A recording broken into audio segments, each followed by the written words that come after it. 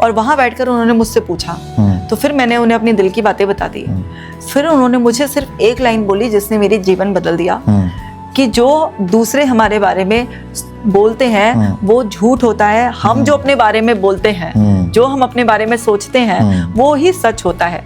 मुझे उस दिन पहली बार पता चला कि हम अपने बारे में कुछ बोल सकते हैं, हम अपने बारे में कुछ सोच सकते हैं। और क्योंकि वो बुद्ध की फॉलोअर थी तो वो बहुत स्ट्रॉन्ग बिलीवर थी कि हम जैसा सोचते हैं हम वैसे बन जाते हैं।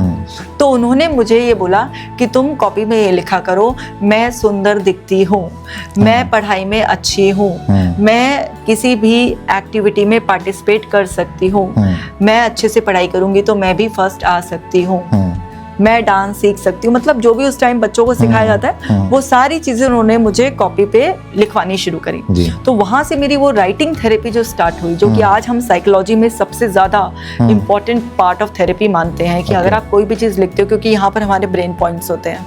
अच्छा। तो जब आप लिखते हैं तो वो डायरेक्टली आपके सबकॉन्शियस माइंड में बड़े स्ट्रॉन्ग पैटर्न बनते हैं। तो उनको भी नहीं पता था कि वो मेरी ऐसे थेरेपी कर रही हैं। उन्होंने बस ये बोला कि ये लिखेगी तो शायद इसके दिमाग में ज्यादा बैठेगा, तो उन्होंने मुझे बोला।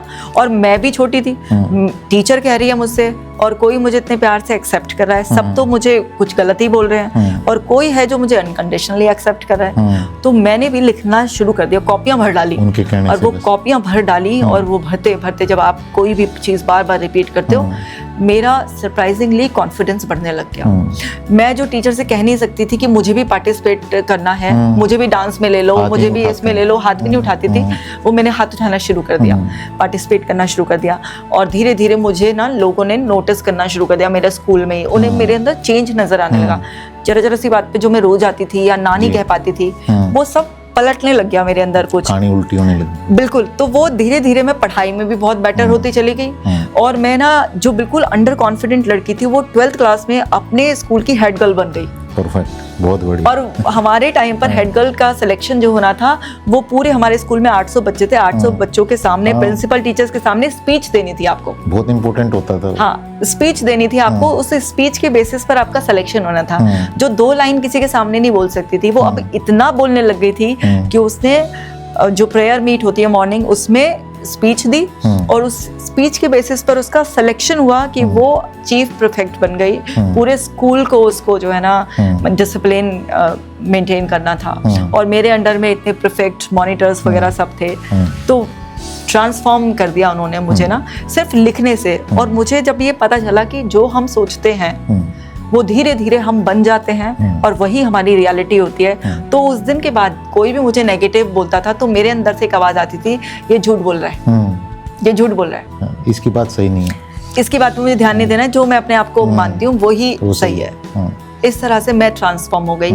और जब आप साइकोलॉजी पढ़ते हो तो आपको पता चलता है कि अरे यही तो ट्रू साइंस है कि जैसा आप सोचते हो, वैसा आप फील करते हो, वैसा ही आप करने लग जाते हो, आपका बिहेवियर चेंज हो जाता है। तो आपकी थॉट्स, आपके इमोशंस और आपके बिहेवियर में एक बहुत ही स्ट्रॉन्ग कनेक्शन है। तो वो सारी जितनी भी साइकोथेरेपीज हम सीखते हैं, जो तो भी हम पढ़ते हैं, तो हमें पता चलता है कि कैसे कॉन्शियस सबकॉन्शियस रोल प्ले करते हैं, कैसे दूसरों के सजेशन हमें इम्पैक्ट करते हैं, कैसे हम अपना रियलिस्टिक थिंकिंग बनाकर पुराने पैटर्न्स को तोड़ सकते हैं।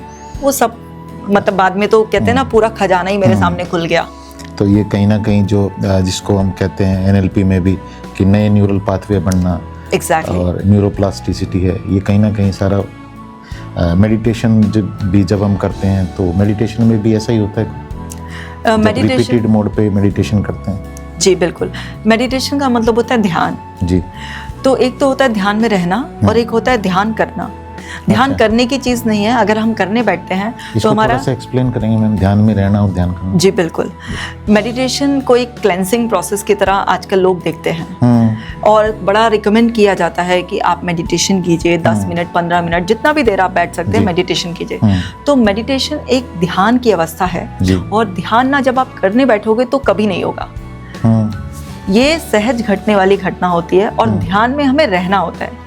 जो लोग ध्यान में नहीं रहते उन्हें ध्यान करने की ज्यादा जरूरत होती है। जैसे ध्यान में रहना कैसे, अगर आप खाना खा रहे हैं तो आप सिर्फ खाना ही खा रहे हैं, लेकिन आज आप सिर्फ खाना नहीं खाते, आप डाइनिंग टेबल पे भी लोगों से बातें करते हैं, या अपने टीवी देखते हैं, या मोबाइल में बिजी रहते हैं। तो आप खाना नहीं खा रहे, खाने के साथ आप बहुत कुछ कर रहे हैं, तो आप ध्यान में नहीं है और इसलिए आप माइंडलेस ईटिंग करते हैं और बहुत सारे नेगेटिव इमोशंस आपके अंदर जा रहे होते हैं, क्योंकि आप जो कंटेंट देख रहे हैं या जो आपका डिस्कशन हो रहा है, आप किसी की बुराई कर रहे हैं या कोई प्रॉब्लम डिस्कस कर रहे हैं, उस सब के जो इमोशंस आपके अंदर ट्रिगर हो रहे हैं वो फूड में मिक्स होकर आपके अंदर जा रहे हैं और आपके अंदर के पैरामीटर्स बिगड़ रहे हैं। तो अगर कोई इंसान सिर्फ खाना खा रहा है, उसे खाने की हर बाइट में स्वाद महसूस हो रहा है, वो माइंडफुल है, अच्छे से चबा के जैसे ईश्वर को भोग लगा रहा है ऐसे खा रहा है, तो वो उस वक्त ध्यान कर रहा है। अगर कोई इंसान अपना काम कर रहा है और बस वो पूरा का पूरा सेंसेस को वहीं पर फोकस किया हुआ है और पूरा खुश होके काम कर रहा है, वो ध्यान कर रहा है। लेकिन आज लोग इस अवेयरनेस के स्टेट में रह नहीं पाते हैं, तो ध्यान वो सहज कर नहीं पाते हैं। तो हम कहते हैं आप ध्यान करिए, लेकिन जब आप ध्यान करने बैठेंगे तो आपका शरीर और आपका मन दोनों अटेंशन की क्रेविंग करेंगे। आपके मन में उस वक्त ज्यादा थॉट्स आएंगे, आपकी बॉडी में ना कहीं खुजली लग जाएगी, कहीं पर भी कुछ भी इचिंग कुछ भी होगी, तो बैठा नहीं जाएगा। आप कभी आपका कोई बॉडी का पार्ट दर्द करके अटेंशन ग्रैब करना चाहेगा, क्योंकि ये कहेंगे कहाँ चले, कौन सी राह पर चले तो मुझे छोड़ के, तो ये चाहते ही नहीं है कि आप इनका साथ छोड़ें।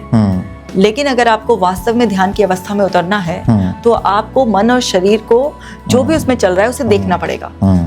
आपको समझना है कि जब आप मेडिटेशन करने बैठते हैं तो आपका दिल भी अपना काम करता है, आपकी किडनीज भी काम करती हैं, आपकी पैनक्रियाज सब काम करती हैं। आपको दिमाग से क्यों इतनी दिक्कत है? बिल्कुल। तो उसका काम क्या है? विचारों को बनाना और विचारों को घुमाना। तो आने दीजिए, जब आप बॉडी को स्टिल कर बैठना सीख जाएंगे और कुछ दिनों तक 10-15 दिन के बाद ध्यान अपने आप घटित होना स्टार्ट हो जाएगा।